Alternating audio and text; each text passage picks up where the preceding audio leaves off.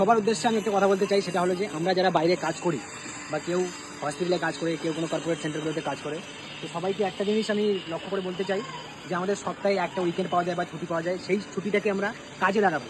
কিছু কিছু ছেলে মেয়ে আছে ল্যাব খেয়ে শুয়ে থাকে বিছানার মধ্যে, কিন্তু আমরা সেই সব নই।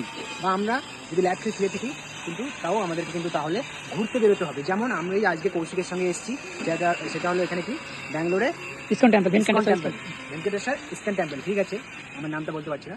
তো মেন বিষয়টা দেখো, এইরকম জায়গাগুলোতে আসো, যে যেখানে যাও, কোনো ধর্মস্থলের জায়গাগুলোতে যাও বা কোনো ঘুরতে যাও, পাহাড়ি জায়গাগুলোতে ঘুরতে যাওয়াটা উচিত।